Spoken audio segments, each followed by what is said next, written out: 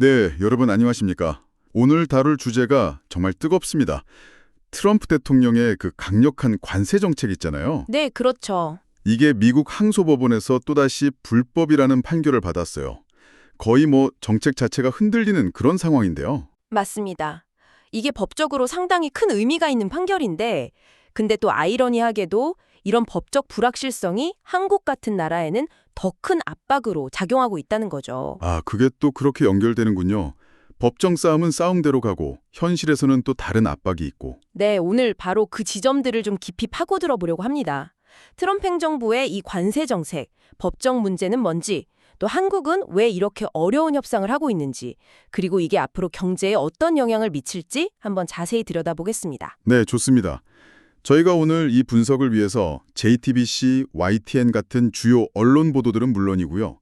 또 찰리 초이, 교양이를 부탁해 3프로TV, 통상TV 같은 전문 채널들 분석 영상, 그리고 한국무역협회의 보고서까지 정말 다양한 자료들을 검토했습니다. 네, 자료가 방대하죠. 자, 그럼 이 자료들을 바탕으로 먼저 관세 정책 둘러싼 법적 논란의 핵심부터 좀 명확하게 짚어보죠.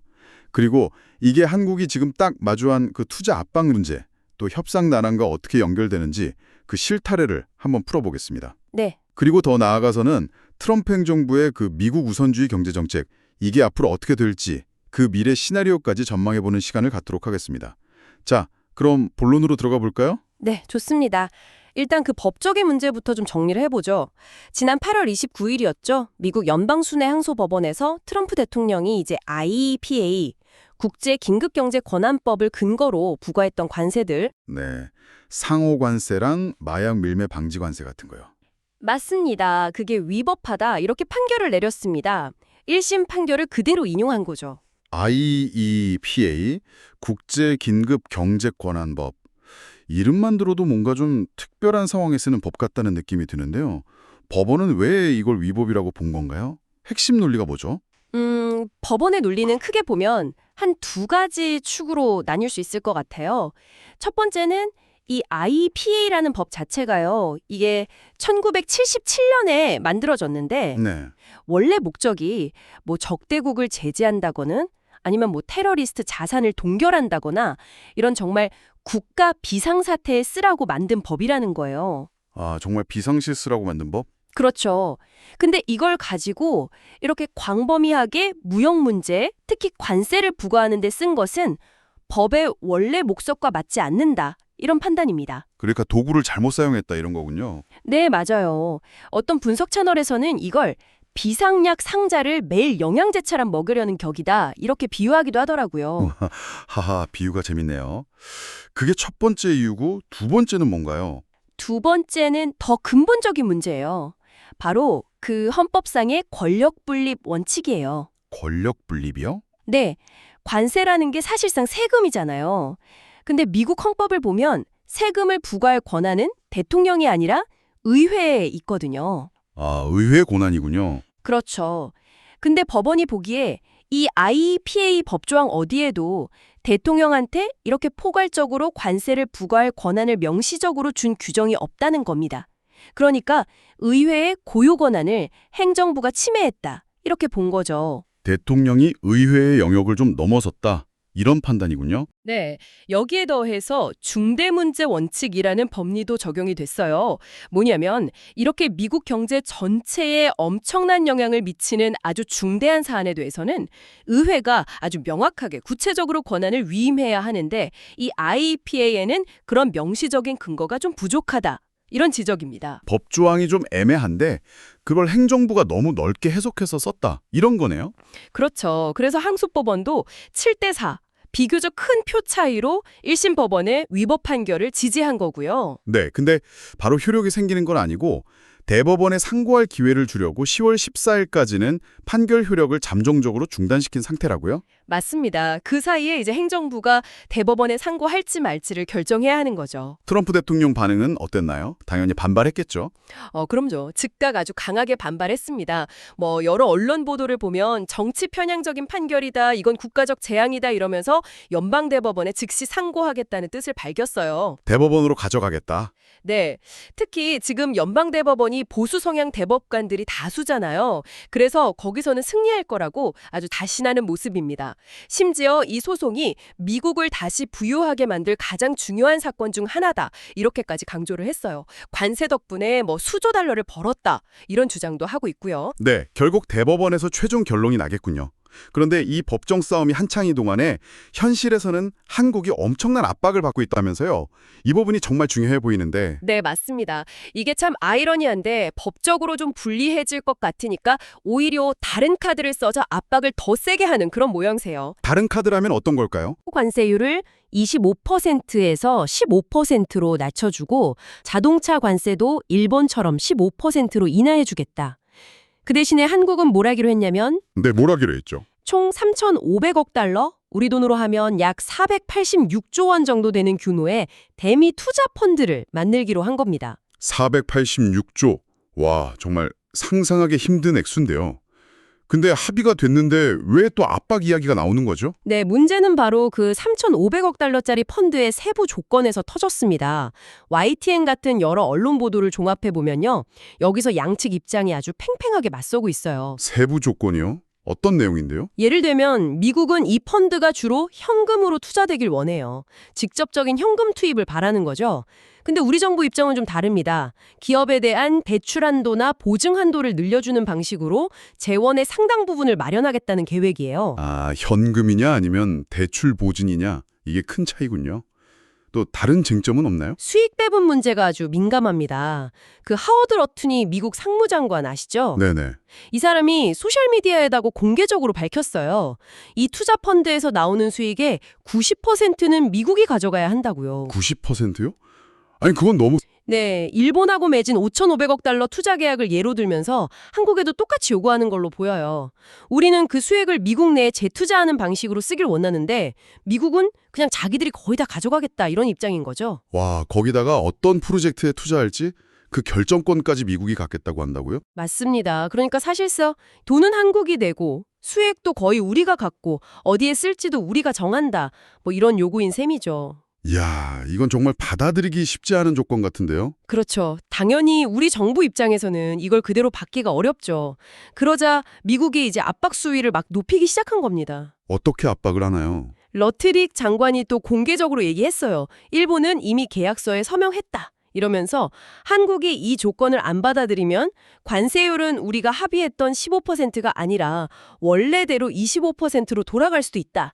이렇게 거의 위협에 가까운 발언을 한 거죠. 조건을 받아들이던지 아니면 25% 관세 폭탄을 맞던지 이런 거네요. 네, 약간 그런 뉘앙스죠. 양자태계를 강요하는 듯한 그런 모습입니다. 그런데 아까 말씀하신 것 중에 더 심각한 문제가 있다고요? 자동차 관세에 관련해서요. 아, 네. 이게 정말 좀 교묘한 부분인데요. 분명히 7월에 한국산 자동차 관세도 일본처럼 15%로 낮춰주기로 합의를 했거든요. 네, 합의했죠.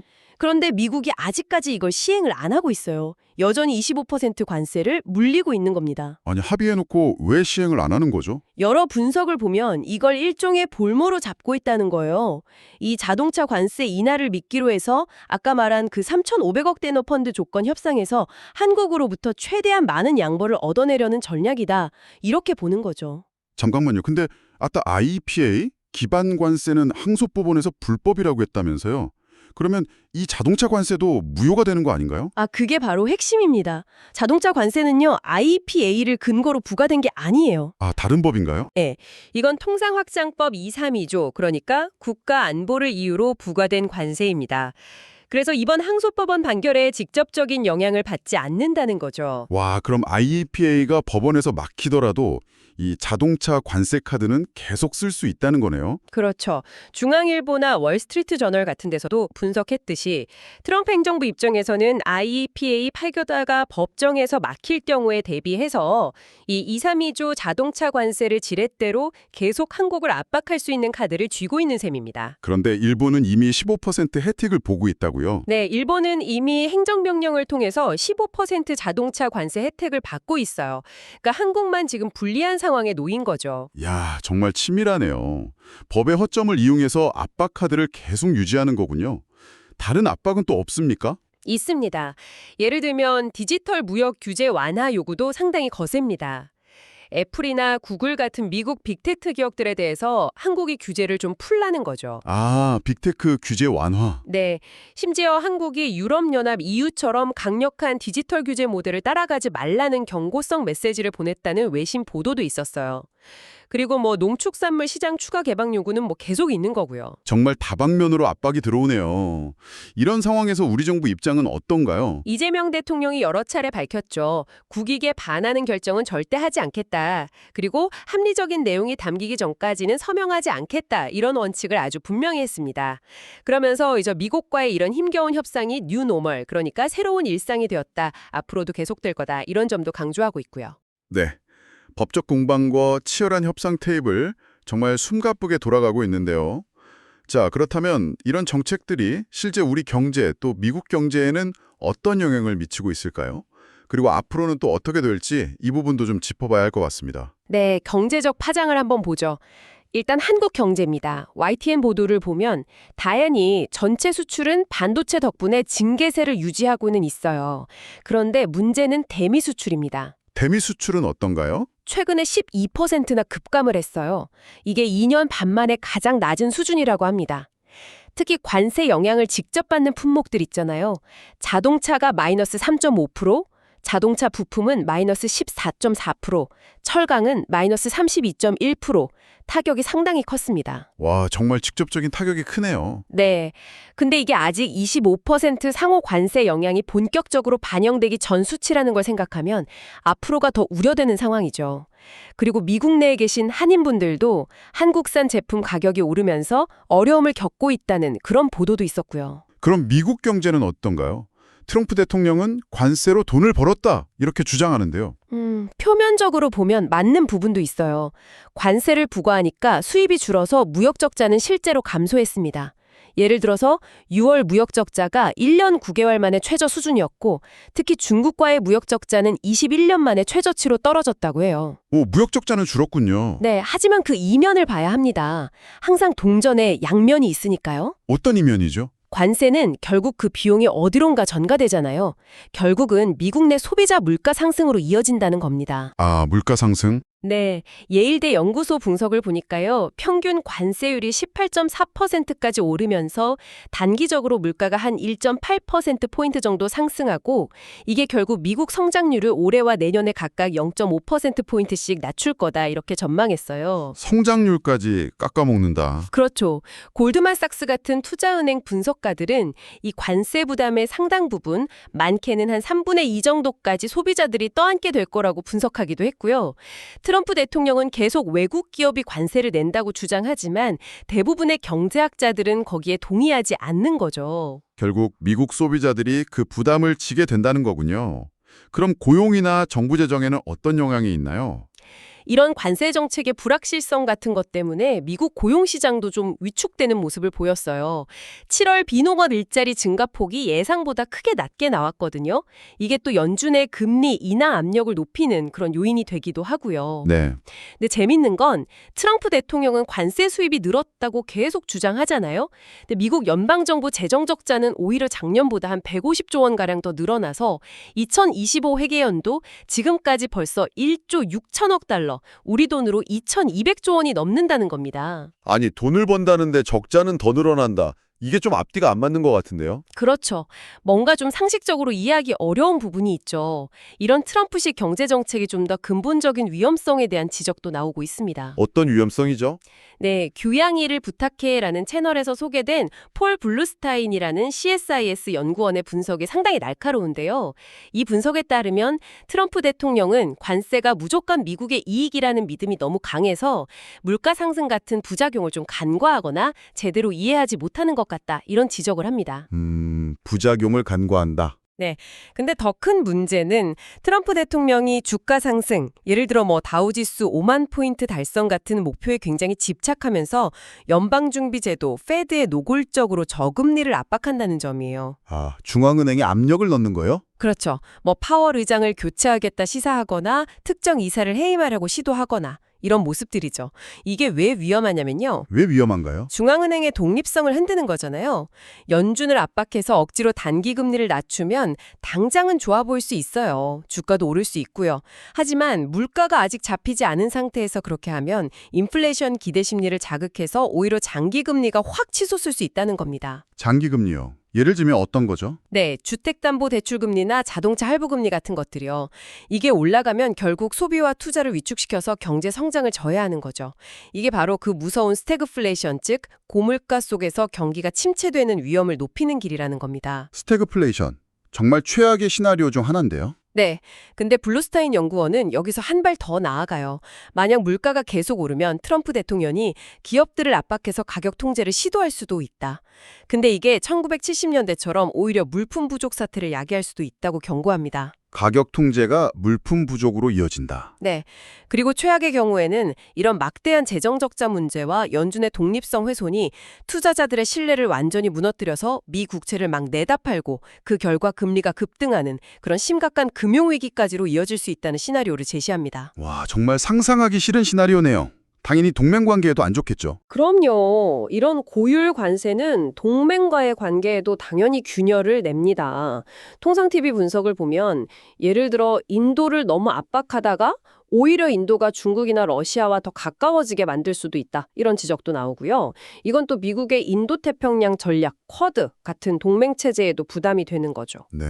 3프로TV 분석가는 트럼프 행정부가 때로는 적대국보다 오히려 동맹국에 더 가혹하게 대하는 경향, 친구가 더 나빠, 뭐 이런 식의 태도를 보인다고 지적하기도 했죠. 정말 여러 문제가 복잡하게 얽혀 있네요.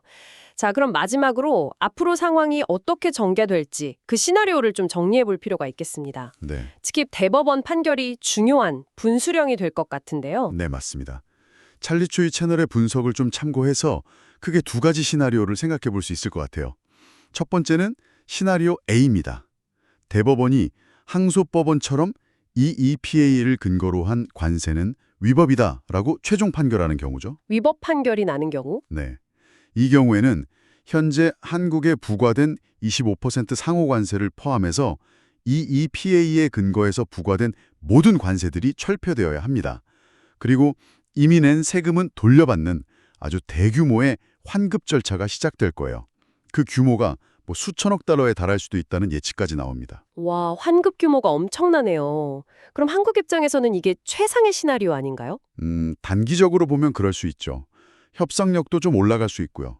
하지만 트럼프 행정부가 여기서 그냥 순순히 물러설 가능성은 좀 낮아 보입니다. 아, 또 다른 카드를 꺼낼 수 있다. 그렇죠. 켄터 피츠랄드 카드가 막히면 아마 다른 법적 근거를 찾으려고 할 겁니다.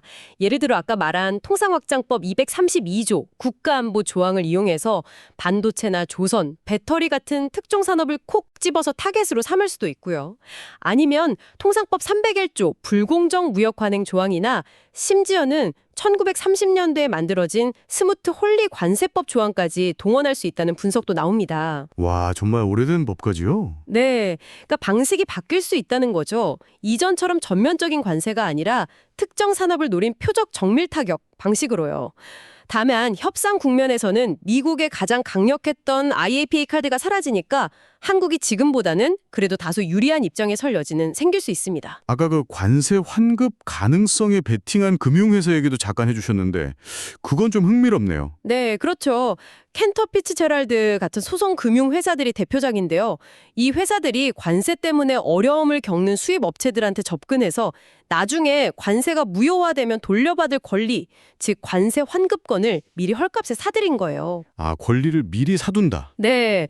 만약에 대법원이 정말 관세를 무효화하면 이 회사들은 앉아서 막대한 차익을 얻게 되는 거죠. 근데 공교롭게도 이 켄터 피츠제랄드란 회사의 전 CEO가 지금 트럼프 행정부의 상무장관인 하워드 루트닉이거든요. 네, 그 사람이요? 네, 그래서 이게 또 이해상충 논란이 엄청 거셌어요. 어쨌든 시장에서는 이런 스마트머니의 움직임을 보고 대법원이 관세를 무효화할 가능성이 좀 높은 거 아니냐 이렇게 해석하는 시각도 있습니다. 그렇군요. 자, 그럼 반대로 시나리오 B는 뭔가요? 대법원이 하급심 판결을 뒤집고 IAPA 관세가 합헌이라고 판결하는 경우요. 이건 정말 파장이 클 수 있습니다. 단순히 이번 관세가 계속 유지된다? 이걸 넘어서는 문제예요. 앞으로 미국 대통령이 국가 비상사태라고 선언하기만 하면 의회 승인 없이도 아주 광범위한 관세를 부과할 수 있는 정말 막강한 권한을 갖게 되는 그런 선례가 될 수 있습니다. 대통령의 통상 권한이 엄청나게 커지는 거네요. 그렇죠. 역사적인 확대가 되는 겁니다. 이 경우에는 한국에 대한 25% 관세는 그냥 new normal, 즉 새로운 기준으로 굳어질 가능성이 아주 커요. 그리고 한미 FTA 같은 기존의 무역 협정의 의미도 상당히 퇴색될 수 있습니다.